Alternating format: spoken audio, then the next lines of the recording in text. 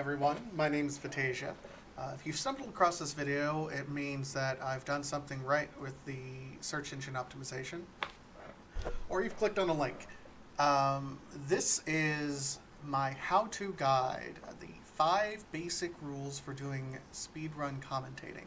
Now, I've made my name for doing Zelda Link to the Past randomizer speedrun commentating.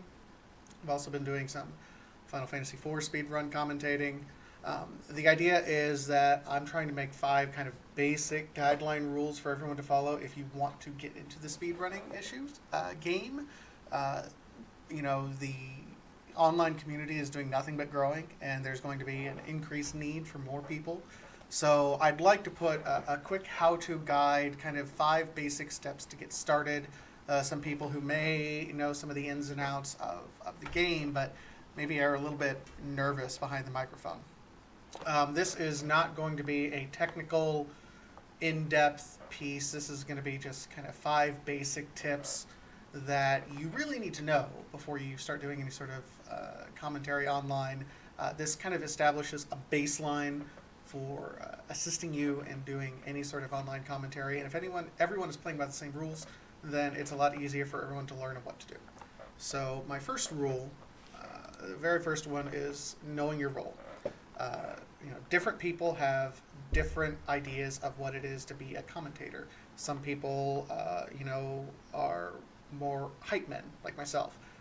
They view their job in doing online commentary is to get everyone excited about what's going to happen. Other people are more just standard play-by-play announcers, relaying what is going on the screen. Other people are more color commentary, explaining why certain things are important. Other people are more expertise and knowledge dumps, adding additional context, above and beyond what might be readily apparent. Know which one you are. There are very few people who can kind of dip their toe in multiple areas, let alone across multiple games and in the same match. It's very difficult to go from a play-by-play person to a hype person to an expert runner throughout the entire race. And if you stick to one or two, you get into kind of a rhythm as you're going through there. Conversely, if you know your role, also make sure that you talk with your co-commentators as well. For example, 2 hype men working together does not work so well because you're both just constantly hyping up things that make no sense whatsoever. 2 experts, while you can have a huge knowledge dump, you get distracted from the actual race that's going on. So knowing your strengths and then talking to your co-commentator beforehand is absolutely essential whenever you're starting to do commentary online. The next rule is to avoid memes.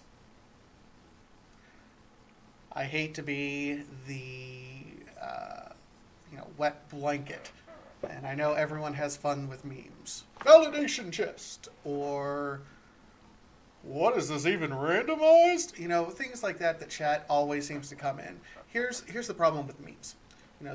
The point of doing these broadcasts and putting these things out there is not just to have fun. It is also to grow the community. It is difficult to grow the community with nothing but inside jokes. And that's all memes really are inside jokes. And those inside jokes can get really confusing to someone who's brand new, just like flipping through Twitch or YouTube and stumbles across this. And they're like, what are they even talking about? Validation chest. Does that mean that person doesn't win if they don't open that? Things like that just add to the confusion. While memes are a good way to kind of play off chat and have that good back and forth dialogue, it's a crutch. In order to help grow the community, which is ultimately the goal of doing these videos, you need to provide commentary above and beyond just the inside jokes that we all talk about. Not saying that those jokes aren't appropriate for the Discord channel or amongst your friends, things like that. And chat will always meme. Let them do that. Your job as a commentator is to grow the community. Avoid the memes. It will lead to less confusion later. Rule 3, take care of your voice. For every race, I have my water glass that I'm going to be here, always kind of trying to moisten what I'm going through. That also means, drinking tea, coffee, any other warm beverages to take care of your voice. If you're just constantly screaming or anything like that, there's a lot of self-care that goes into this. It's not just about jumping behind a microphone and talking for 2, 3, 4 hours straight. You will hurt yourself legitimately doing that. Take some time, take care of your voice, drink water, plenty of it. Make sure you keep yourself hydrated. I like drinking tea with honey as well. Maybe a little bit of whiskey just for that burn. Doing things like that can absolutely help rest your vocal cords and keep them going. Because if you lose your voice, you can't do it. You just take care of yourself there. Rule number 4, don't hog the mic. Guilty. Especially once I started getting better at what I was doing, I would always talk constantly, nonstop.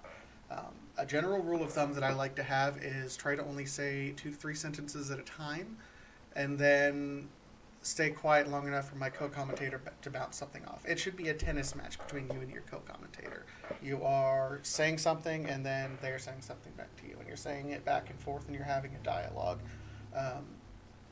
On the same note, people will eventually get tired of hearing you and nothing new. There are some people out there who can do a ton of work doing nothing but commentary, and if you let them, they will enlist you constantly to do commentary. Believe me, don't burn out. Give yourself some time to rest and let other commentators go ahead and sign up for it. More people will show up, I promise you. This is a hard lesson that I've had to learn, not just hogging the mic in a one-on-one race, but in the commentary community later on. Don't always necessarily feel obligated to fill out every spot that you can and use all of your spare time to do the online commentary. You have to keep up playing the game yourself. You have to keep up other self-care. So don't feel obligated to do that, and don't feel obligated to keep talking all the time. And my final rule is don't be afraid of messing up. And this is probably the biggest thing I can emphasize for you guys. You are going to say something wrong at some point. It happens. Things like, Swamp Palace would be a good play right now if he had the mirror. Things like that. You can kind of have some fun with it with your co-commentator if you say something like that. But the biggest hurdle that a lot of people have to doing commentary is that fear that if they mess up, then that's the end. I mean, you don't want to be making a mistake like every 5 or 10 minutes, of course. You want to be able to be knowledgeable about what you're talking about. At the same time, don't let that fear paralyze you. Don't let that fear stop you into taking a chance, saying something out there, and having a little bit of fun with it. That fear of messing up will do more damage to your performance as a commentator. And let's face it, we're in the entertainment business. We are commentating, we are entertaining, we're trying to be as performative as we can. But we are to add to the performance. And if you're constantly afraid of messing up, then that's going to do nothing but hurt you. So just be at ease. And I know that doesn't come easy for a lot of people, but that's really one of my biggest things that I could possibly tell you. So those are my 5 kind of initial, here you go, welcome to the world of online speed gaming commentary. If you really want to try it out for yourself, I would always recommend starting out with a multi-Twitch stream. Have a couple of friends do whatever game that you like to run. Final Fantasy, Super Metroid, Legend of Zelda, Vampire, Celeste. I mean, you can speedrun any video game. Let's be realistic.